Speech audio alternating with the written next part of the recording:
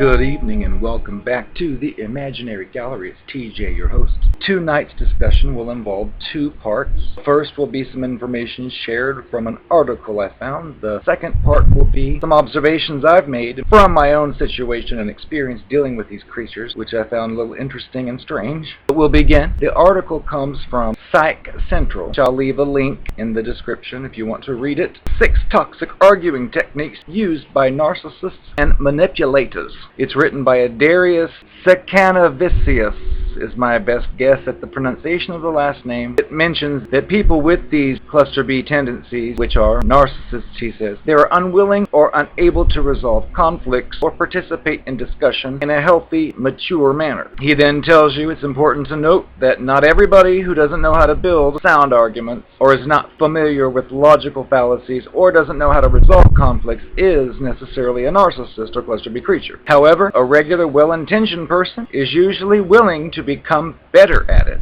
Meanwhile, a narcissistic creature wants to win, dominate, and get whatever they want, oftentimes at the expense of other people's well-being. The author says he's been fascinated. He's studied language, psychology, and argumentation for most of his adult life. He says he's seen thousands of good and bad examples in various scenarios and everything in between. But most people, however, are not knowledgeable in these disciplines and therefore may become easily confused, intimidated, frustrated, or shocked when they encounter certain toxic tactics commonly used by narcissists and the cluster B creatures. Number 1 on the list, arguing in bad faith.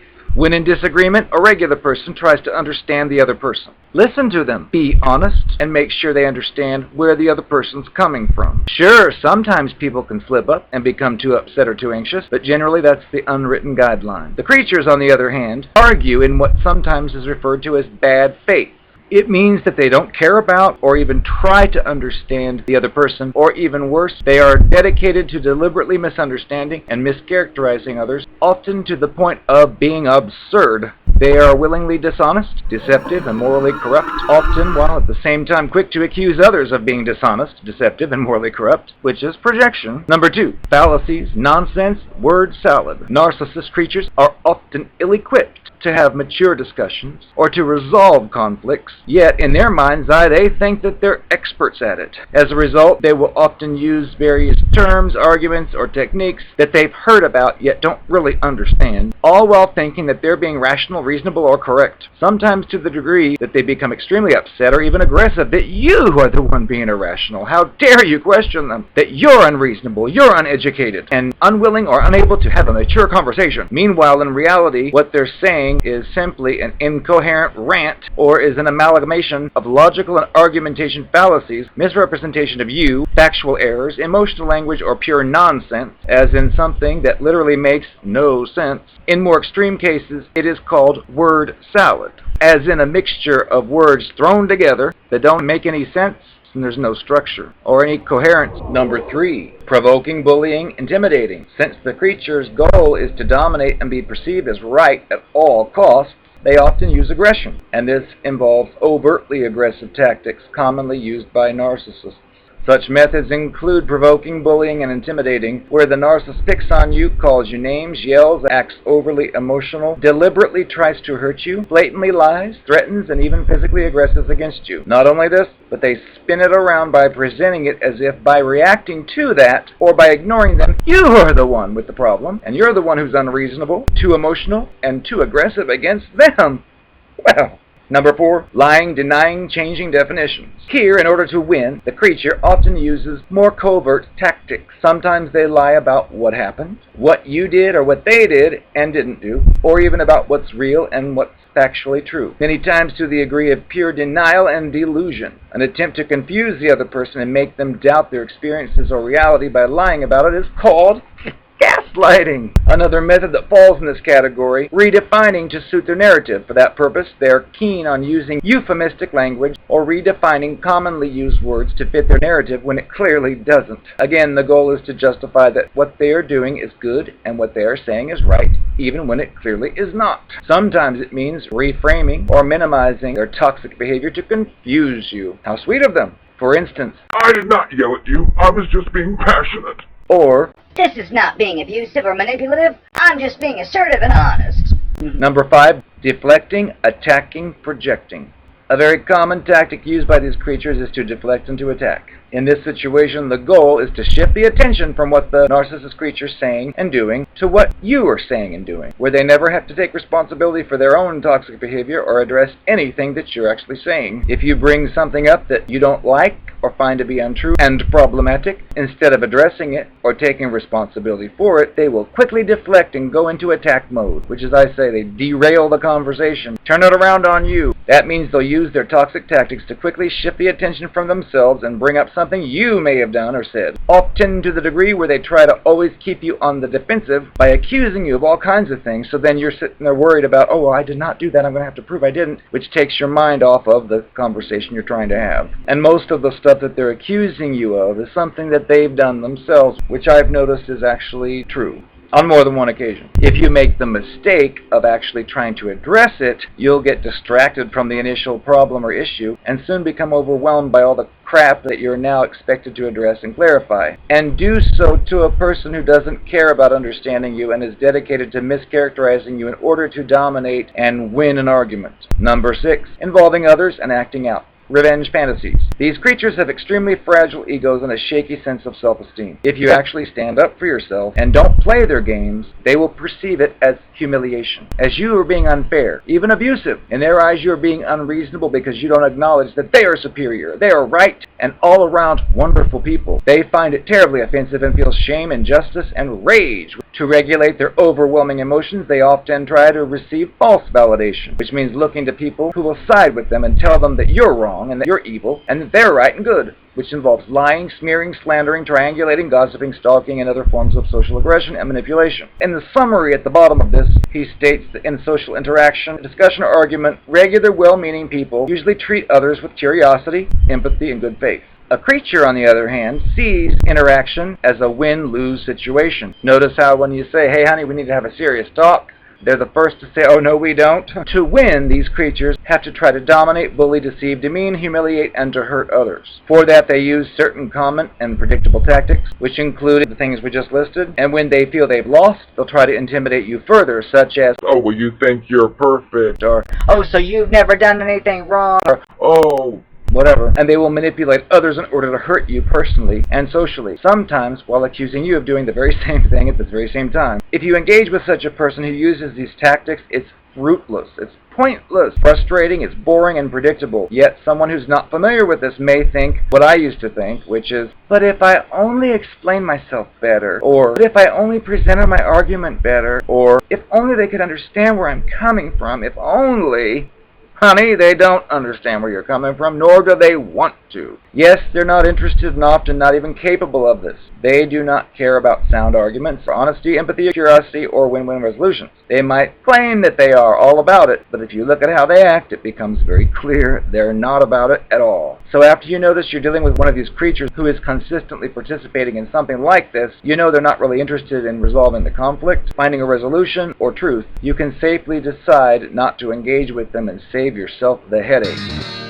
And now to the last part, which is the lesson or observation I've learned as a result of my experience with these cluster-B creatures. On many occasions, I found myself in situations with these creatures where I could clearly see, logically, something's off, and it seems as clear as day to me, and it would to any stranger on the street. But for some reason with this creature, they act as if it's all perfectly normal and fine. I found in the past I would attempt to sit them down, have a discussion. I'd make notes oftentimes and just say, in this situation, here's what happened, and this is why it's wrong, and so on. I've realized that I've actually gained something from this sickening experience. If you watch some of the earlier videos I've made, they're full of many different examples. I've learned I've become a creative example creator because I, on many occasions, have had that experience where you want to sit someone down and you're upset about them doing a certain thing. You've learned from experience. If you bring up that subject, you say, for example, I don't think it's a good idea now that we're together that you're spending your free evenings when I'm busy at work hanging out with your ex in bars. That just doesn't sound right. When I would say that at first, all I'd have to do is say what I just said, and the person's interrupting, trying to derail the conversation, not acknowledging a word of it, just acting as if it's saying without saying. I don't care what you think about this, I'm going to keep doing it, so you might as well keep quiet.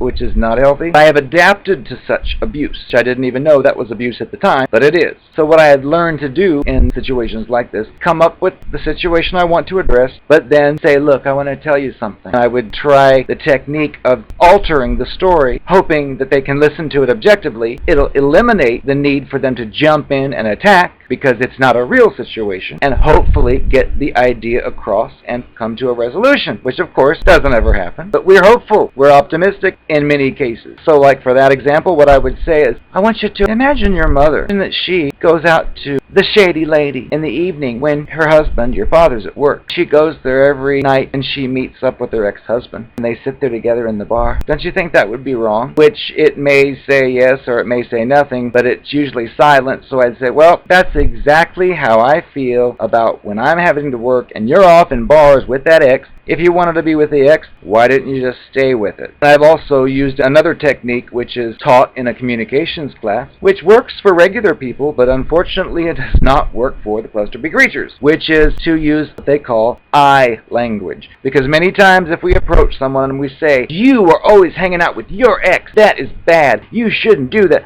well, that can create a defensive reaction, and we don't want that if you're trying to resolve a problem. So the I language teaches you to say something instead, like, when I find out that you've been in the bar all night with your ex and I'm busy at working, it really makes me feel like I'm not important to you. Which to a normal person, they would say, Oh my goodness, I'll stop hanging out with the witch. But no, it doesn't work on them. I've tried it many times. I've even tried to teach it to some of them. They just look at it and they probably memorize it and use it for their next target and try to pretend like they follow it. I've also realized it's more abusive than you even think usually, because like in my case, there were times with certain persons, like in one case, I'd made it clear of my position of where I was, not wanting to get seriously involved with anyone based on what I've just gone through and the fact that I need to breathe a huge breath, and yet these creatures will act impatient and ask friends of mine, How long does it take to get over such a thing? I want to be with TJ forever. I love him.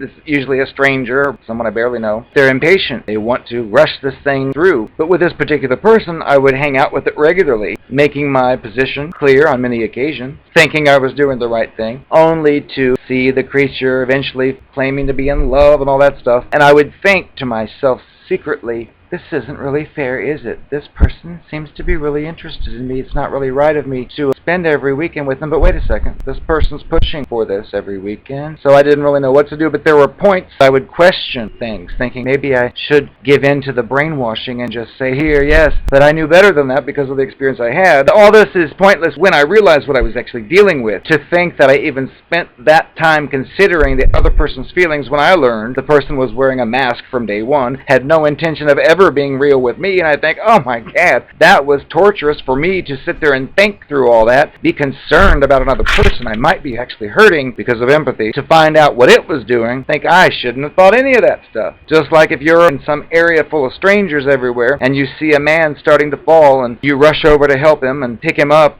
only to find that he's the man that robbed you earlier when you weren't looking, took money out of your purse. If you would have known that when you saw him falling, you would have kicked him over the edge. Other case would be when there'd be certain food items in the home that were delights, that were forbidden delights, like fudge. I had a lady I worked with who used to give me homemade fudge around Christmas time, and I would bring it home. I knew that the creature I lived with would wolf down the whole container in one evening, and I would have rather had it around, had a piece or two here, and then wait a few days, and maybe the next Thursday, Friday have another. But you can't do that with these creatures. So I found I had to take some of the fudge and hide it. Hide it somewhere where the creature wouldn't know where it was, because I didn't want to be without it, because it was wonderful. I just didn't want to eat it all at once. And I would sit there and feel guilty about, is it fair that I'm hiding this fudge from this creature? Hell no is the answer, but during that time I actually was concerned with that, which is sickening to think of, because when you realize that person faked who they were, lied about what they were doing, gaslighted day and night, tried to convince me I was paranoid because I was noticing the facts involved with it and someone else, and so on, and think, why did I ever even, I should have hidden the whole thing of fudge.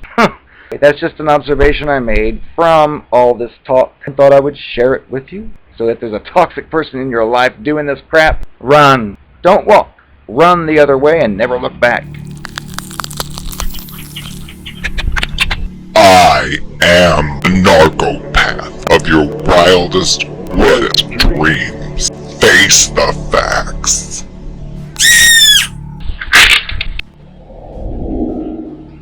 so great about me? Well, everyone knows me in every city.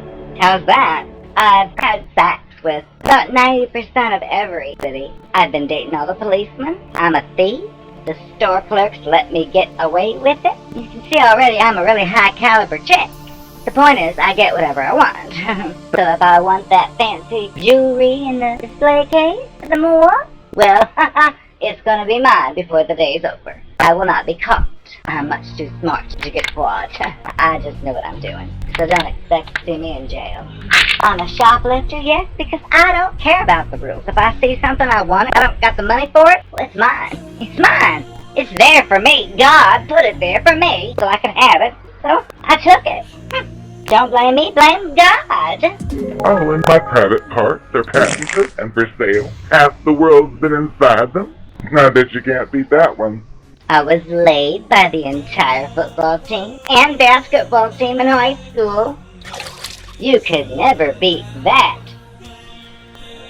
And one of my greatest achievements was... I seduced the boyfriend of the homecoming queen to go to bed with me. With his little chicken tears. She deserved it. Never mind that I drugged him and kind of pulled him off to the side. He didn't have much of a choice, but that's beside the point. I successfully took him from her, at least for a few hours. I successfully manipulated my grade school, my high school, and my college teachers, all to do my bidding for me. I just unzipped my top just a little. Sometimes that's all it took. I had all kinds of ways of persuasion. I did it. And I made it. You wish you were me, don't you? I was over at the GameStop the other day. I didn't do my makeup very well, and the clerk there had the nerve to call me sir. Oh, I screamed. It's ma'am! It is ma'am! I'm gonna mother blank and blank you this now! It was so terrible, and I kicked over the merchandise to my left. It's ma'am! It's ma'am! It's the Narcopath. And I'm here for you. I'm gonna make your day.